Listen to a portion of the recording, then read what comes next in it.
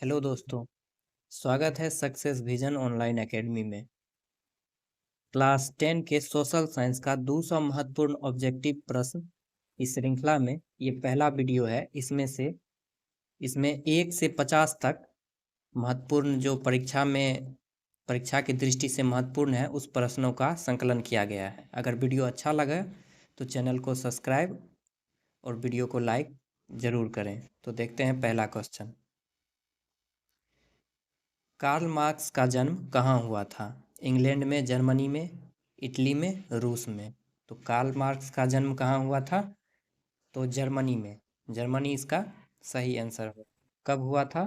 तो 5 मई 1818 को इसका जन्म हुआ था। इसकी रचनाएं कौन सी है? Das Kapital. दास कैपिटल किसकी रचना है? दास कैपिटल किसकी रचना है? तो कार्ल मार्क्स की रचना है दास कैपिटल। अगला है, जालियांवाला बाग हत्याकांड कब हुआ था? 6 अप्रैल 1919, 1 मई 1919, 13 अप्रैल 1919, 9 अप्रैल 1919। जालियांवाला हत्याकांड हुआ था 13 अप्रैल 1919 को। जालियांवाला बाग कहाँ है? तो पंजाब के अमृतसर में है। पंजाब के अमृतसर में है जालियांवाला बाग। इसमें क्या था कि रोलैक्ट एक्ट के विरोध में एक जनसभा हो रही थी, जिसके रोलैक्ट एक्ट के विरोध में एक जनसभा हो रही थी जिसमें जनरल डायर ने क्या किया था कि गोलियां चलवा दी थी 13 अप्रैल 1919 को। अगला है, बिहार की पहली रेल लाइन निम्न में से कौन सी थी? बिहार की पहली रेल लाइन निम्न में से कौन सी थी? भारतीय rail, east India railway, Bihar rail सेवा, इनमें से कोई नहीं।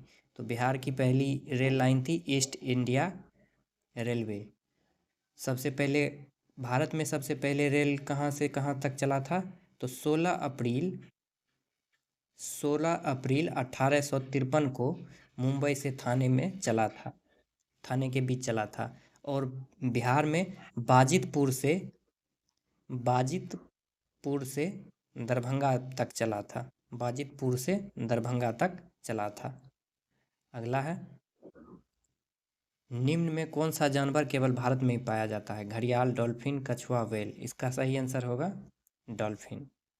अगला देखते हैं,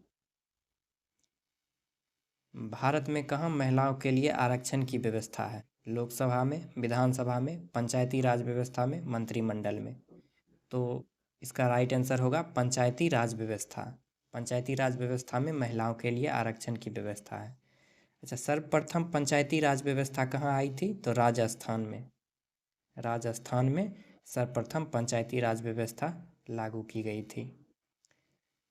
कब लागू की गई थी? तो 2 अक्टूबर 1959 को राजस्थान के नागौर जिले में। जिला का क्या नाम था राजस्थान का? नागौर जिला। वहाँ पंचायती राज व्यवस्था लागू की गई थी।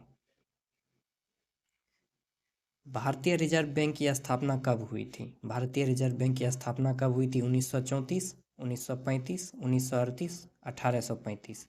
तो भारतीय रिजर्व बैंक की स्थापना हुई थी 1 अप्रैल 1935 को। 1935 को भारतीय रिजर्व बैंक की स्थापना हुई थी। तो इसका गवर्नर कौन है अभी? तो इसका वर्तमान का गवर्नर है शक्तिकांत दास। शक्तिकांत दास इसका अभी वर्तमान गवर्नर है। और पहले गवर्नर कौन थे? तो पहले गवर्नर थे C D Deshmukh. C D Deshmukh इसके पहले गवर्नर थे। जब भारतीय रिजर्व बैंक की स्थापना 1935 में हुई थी तो इसका मुख्यालय कहाँ है? तो मुंबई में। मुख्यालय है मुंबई में। अगला सवाल देखते हैं, निम्न में से कौन मानव जनित आपदा नहीं है? सामुदायिक दंगा, आतंकवाद, रेल दुर्घटना, बाढ़। तो सामुदायिक दंगा, आतंकवाद, रेल दुर्घटना, इसमें बाढ़ होगा। इसका राइट आंसर बाढ़ है। आपदा प्राकृतिक और मानव जनित दो प्रकार के होते हैं। अगला क्वेश्चन,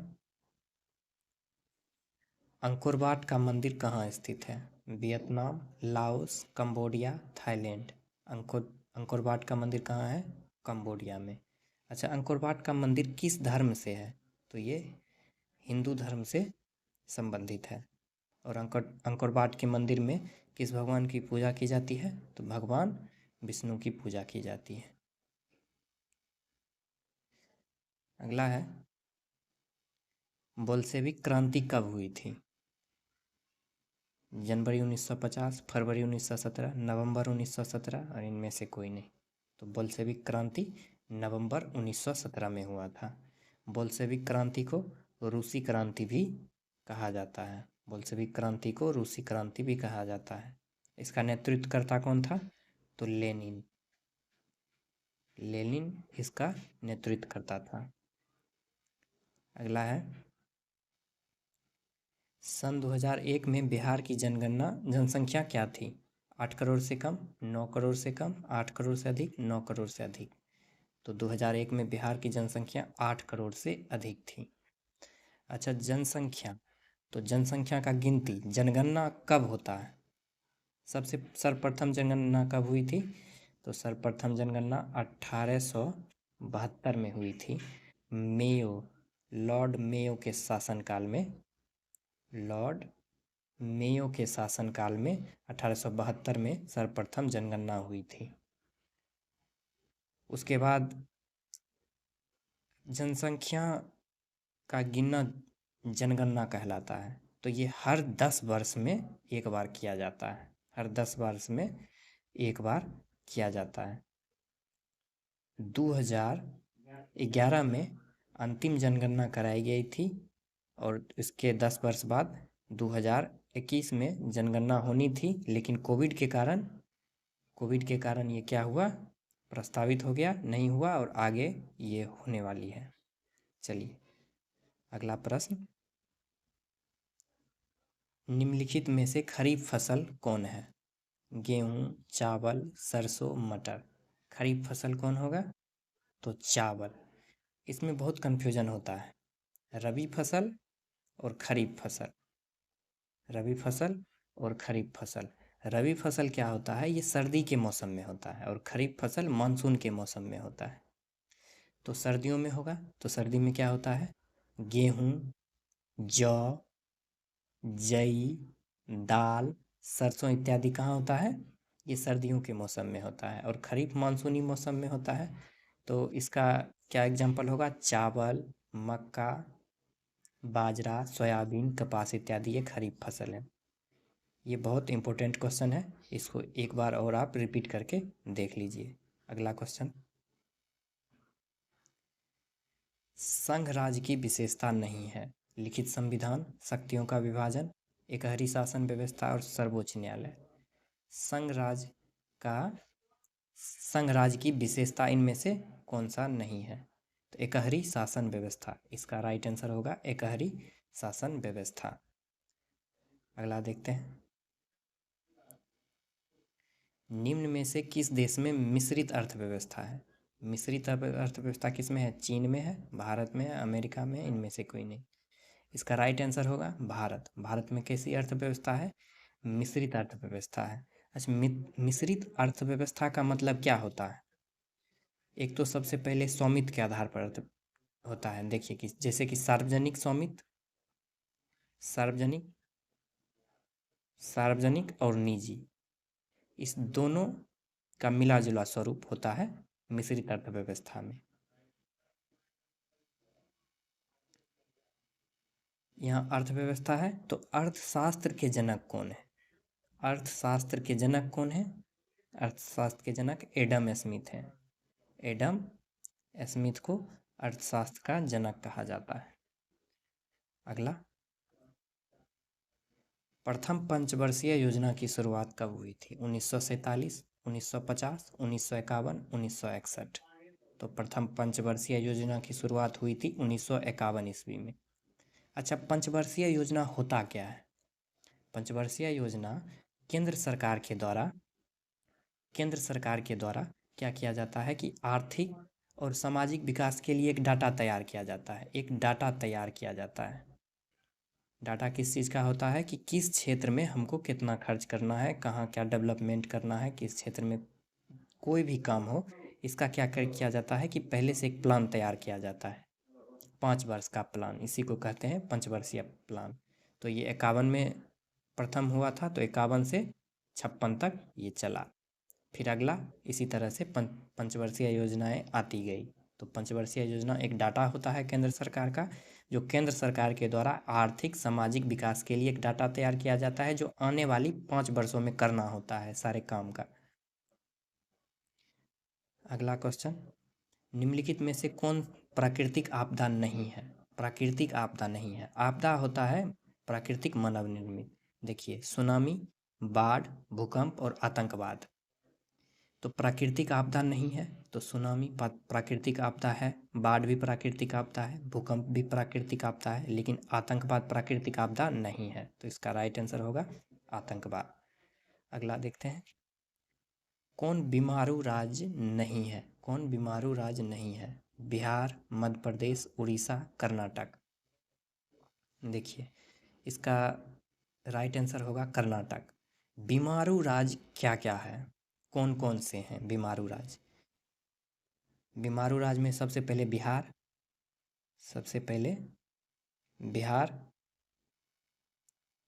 बिहार के बाद मध्य प्रदेश एमपी, उसके बाद राजस्थान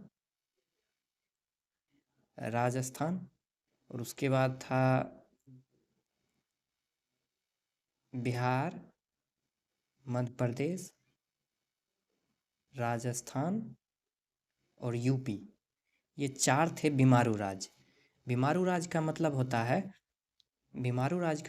है कि आर्थिक विकास, स्वास्थ्य देखभाल, शिक्षा एवं अन्य सूचकांकों में पिछड़ने के कारण इसका नाम क्या दे दिया गया? बीमारू राज्य। क्योंकि ये सब क्या थे, जब ये बीमारू राज्य 1980 के दशक में ये नाम रखा गया था 4 राज्य का। तो इसमें से उड़ीसा नहीं, इसको कर दीजिए यूपी।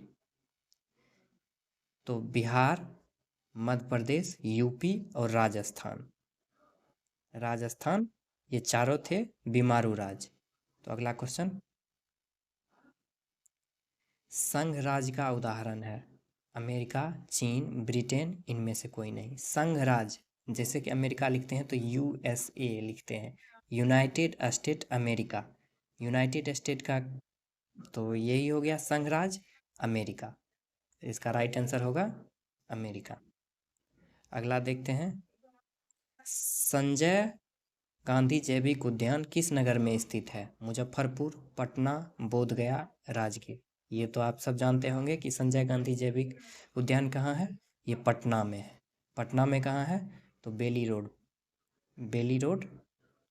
पटना बेली रोड में है। अच्छा, ये संजय गांधी जैविक उद्यान को आम नागरिक के लिए कब खोला गया था? 1973 में आम नागरिक के लिए इस जैविक उद्यान को खोला गया था। अगला, काली मृदा का दूसरा नाम क्या है? रेगुन मृदा, बालुई मृदा, लाल मृदा, इनमें से कोई नहीं। काली मृदा ब्लैक सॉइल, इसका अन्य नाम है रेगुन मृदा। ये कपास की खेती के लिए बहुत उपयुक्त माना जाता है काली मृदा। अगला है, जनसंख्या का घनत्व सबसे अधिक कहाँ होता है? जनसंख्या का घनत्व सबसे अधिक कहाँ होता है? गांव में, नगर में, महानगर में, कस्बा में। जनसंख्या सबसे ज़्यादा कहाँ होगा? तो महानगर में। जनसंख्या घनत्व क्या होता है? जिसे ये 2 स्थान है समान क्षेत्रफल का, इसमें 10 लोग हैं और इसमें 50 लोग हैं, उतना ही क्षेत्रफल में। तो किसका घनत्व ज़्यादा होगा? इसका कम होगा और इसका ज़्यादा होगा, तो इसका जनसंख्या घनत्व ज़्यादा होगा। इसी तरह गांव में बहुत कम लोग रहते हैं, नगर में उससे थोड़े ज़्यादा, कस्बे में गांव से थोड़े ज़्यादा, महानगर में बहुत सारे लोग रहते हैं, तो महानगर का जनसंख्या घनत्व सबसे अधिक होगा। अगला क्वेश्चन, भारत में किस तरह के लोकतंत्र की स्थापना की गई है? प्रत्यक्ष, अप्रत्यक्ष, दोनों, इनमें से कोई नहीं। तो भारत में अप्रत्यक्ष लोकतंत्र की स्थापना की गई है। अप्रत्यक्ष लोकतंत्र की स्थापना की गई है भारत में। चलिए अगला देखते हैं, सौर ऊर्जा निम्नलिखित में से कौन सा साधन है? मानवकृत, अजैव, पुनः पूर्ति योग, इनमें से कोई नहीं। तो ये क्या है? पुनः पूर्ति योग है, ये इसका सही आंसर होगा। पुनः पूर्ति योग है सौर ऊर्जा, क्योंकि ये ख़त्म नहीं होता है। ये क्या है, सिर्फ धूप से ही चलता है, सनलाइट से होता है।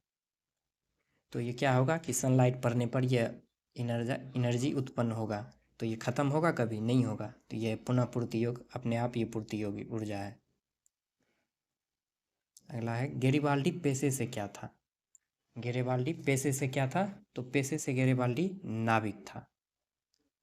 नाविक था। और गेरिबाल्डी था कहाँ का, तो ये था इटली का। इटली का नाविक था। अगला है बाढ़ के समय निम्नलिखित में से किस स्थान पर जाना चाहिए। बाढ़ के समय किस स्थान पर जाना चाहिए, ऊंचे भूमि वाले स्थान पर, गांव के बाहर, खेत में, नीचे स्थान पर। तो जब भी बाढ़ आएगा तो हमें ऊंचे भूमि वाले स्थान पर चले जाना चाहिए, क्योंकि बाढ़ का पानी वहाँ नहीं जाएगा। अच्छा, बाढ़ कैसी आपदा है, प्राकृतिक है या मानव निर्मित है, तो ये बाढ़ प्राकृतिक आपदा है। प्राकृतिक आपदा है बाढ़। चलिए, बिहार में संपूर्ण क्रांति का नेतृत्व किसने किया था। बिहार में संपूर्ण क्रांति का नेतृत्व किसने किया था, भगत सिंह ने, नीतीश कुमार ने, जयप्रकाश नारायण ने, नरेंद्र मोदी ने। तो यहाँ आपको दिख भी रहा होगा कि लोक नायक जयप्रकाश नारायण।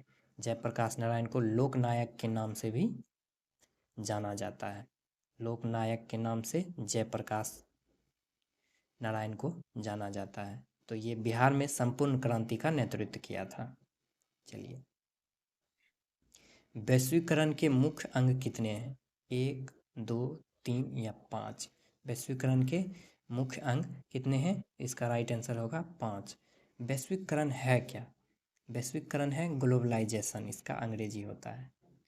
आर्थिक आवश्यकता की पूर्ति के लिए जो व्यवसाय चलाकर समाज की आर्थिक सेवा, जैसे कि हम कह रहे हैं कि आर्थिक अवस्था, जैसे एक देश यहाँ है, एक देश यहाँ है, एक देश यहाँ है, क्या कर रहे हैं कि यहाँ से कुछ कोई चीज़ हम बना रहे हैं और उसको यहाँ बेच रहे हैं, फिर यहाँ बेच रहे हैं, यहाँ से कोई चीज़ यहाँ बेच रहे हैं, फिर यहाँ बेच रहे हैं, फिर यहाँ कर रहे हैं। मतलब कि सारे आसपास के जितने भी देश हैं या दूर भी जितने भी देश हैं एक दूसरे से कनेक्टेड हैं।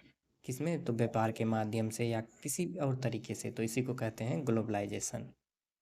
तो इसके 5 प्रमुख अंग हैं। अगला देखते हैं, सूचना के अधिकार आंदोलन की शुरुआत कहाँ से हुई थी। राजस्थान, दिल्ली, बिहार, तमिलनाडु। तो आपको दिख रहा होगा यहाँ कि सूचना अधिकार कहाँ से हुआ था, तो राजस्थान से हुआ था। राजस्थान से हुआ था। अधिनियम कब आया था, सूचना अधिकार अधिनियम कब आया था, तो 2005 में आया था सूचना अधिकार अधिनियम। अगला देखते हैं, भारत के किस स्थान पर पहला परमाणु ऊर्जा केंद्र स्थापित किया गया था। नागपुर, तारापुर, राणा प्रताप सागर, इनमें से कोई नहीं। तो भारत में पहला परमाणु ऊर्जा कहाँ था, तारापुर। तारापुर कहाँ है, तो तारापुर है महाराष्ट्र में। तारापुर महाराष्ट्र में है, यहीं पहला परमाणु ऊर्जा संयंत्र लगाया गया था। कब लगाया गया, तो 28 अक्टूबर 1969 को लगाया गया था। परमाणु ऊर्जा संयंत्र के जनक कौन है, भारत में परमाणु ऊर्जा संयंत्र के जनक कौन है, तो आपने नाम सुना होगा होमी भाभा का। होमी जहांगीर भाभा का, यही कौन क्या थे, परमाणु ऊर्जा संयंत्र के जनक थे। अगला है, विश्व में सर्वप्रथम मुद्रा की शुरुआत कहाँ हुई थी। भारत में, चीन में, अमेरिका में, जापान में। मुद्रा मतलब करेंसी, रुपया। सबसे पहले कहाँ हुई थी, तो सबसे पहले चीन में हुई थी। अच्छा, चीन में किस वंश के द्वारा चलाया गया था, तो चीन में सुंग वंश के द्वारा चलाया गया था। अगला क्वेश्चन देखते हैं, लंदन में अनिवार्य प्राथमिक शिक्षा कब लागू हुई। लंदन में अनिवार्य प्राथमिक शिक्षा कब लागू हुई, 1970, 1870, 1960, 1760। तो लंदन में प्राथमिक शिक्षा 1870 में लागू हुई। तो प्राथमिक शिक्षा किसे कहते हैं, तो 1 से 5 तक, कक्षा 1 से 5 तक की शिक्षा को प्राथमिक शिक्षा कहते हैं। चलिए, भारत में सहकारिता आंदोलन कब प्रारंभ हुआ था, 1934, 1905, 1904, 1920। सहकारिता आंदोलन कब हुआ था?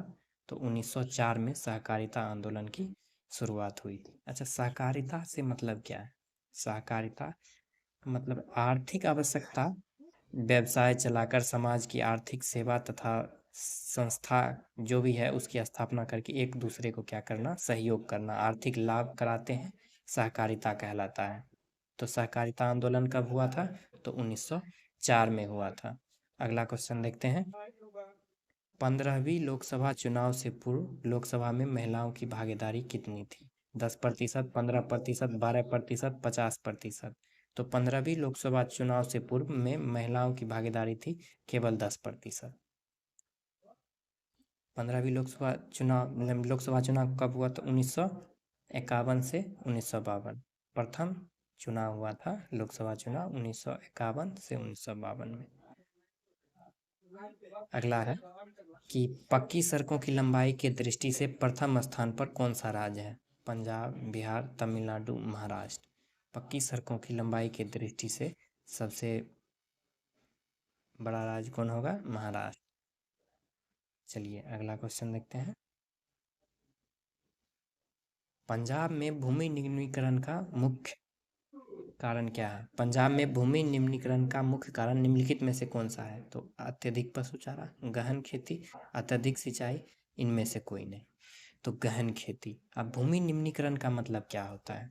भूमि निम्नीकरण का मतलब होता है कि वह प्रक्रिया जिसमें भूमि खेती के अयोग्य हो जाती है।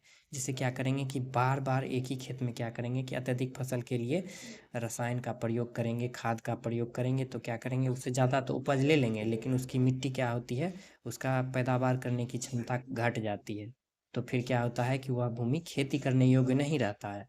तो वही भूमि निम्नीकरण कहलाता है। तो गहन खेती यानी कि बार बार एक ही ज़मीन पर खेती करने से क्या होता है कि भूमि की उर्वरा शक्ति घट जाती है और वो बंजर होने लगती है। तो गहन खेती इसका सही आंसर होगा। अगला क्वेश्चन देखते हैं। सेडेबा का युद्ध किसके बीच हुआ था? फ्रांस और पर्सा, पर्सा और ऑस्ट्रेलिया, रूस और ऑस्ट्रेलिया, चीन और ऑस्ट्रेलिया। सेडेबा का युद्ध किसके किसके बीच हुआ था? तो फ्रांस और पर्सा के बीच, फ्रांस और पर्सा के बीच हुआ था। अगला देखते हैं। बिहार में सबसे बड़ा नगर, बिहार का सबसे बड़ा नगर कौन है? मुजफ्फरपुर, पटना, राजगीर, बोध गया। तो आप जानते होंगे कि बिहार का सबसे बड़ा क्या है? इसकी राजधानी भी है पटना, यही है। इस तस्वीर में क्या दिख रहा है? इस तस्वीर में गोलघर दिख रहा है, गोलघर। ये क्या था? ये गोदाम था जो अंग्रेजों के द्वारा बनाया गया था, अनाज रखने वाला। अगला क्वेश्चन है, मजदूर संघ अधिनियम कब पारित हुआ था? तो 1927, 1962, 1926, 1925। मजदूर संघ 1926 में पारित हुआ था। पहला मजदूर संघ था मद्रास मजदूर संघ, मद्रास मजदूर संघ पहला था, जो 1926 में अधिनियम इसका मजदूर संघ का पारित हुआ। अगला क्वेश्चन देखते हैं। गिरमिटिया मजदूर बिहार के किस क्षेत्र में भेजे जाते थे? किस क्षेत्र से भेजे जाते थे? तो पश्चिमी क्षेत्र से। इसका राइट आंसर होगा पश्चिमी क्षेत्र। सबसे पहली बात है कि गिरमिटिया मजदूर है क्या? तो गिरमिटिया मजदूर क्या है कि अंग्रेज़ सरकार के द्वारा क्या किया जाता था, एक एग्रीमेंट बनाया जाता था और एग्रीमेंट से ही ये गिरमिटिया शब्द आया। तो एग्रीमेंट बना लिया जाता था, उस पे साइन किया जाता था, अंगूठा लगवा लिया जाता था और इसको काम करने के लिए जबरन दूसरे देशों में भेजा जाता था, जैसे कि अफ्रीका के आसपास के क्षेत्रों में या कहीं और देश में इसको काम करने के लिए भेजा जाता था। तो बिहार के किस क्षेत्र से जाते थे? तो पश्चिमी क्षेत्र के से जाते थे। अगला क्वेश्चन देखते हैं।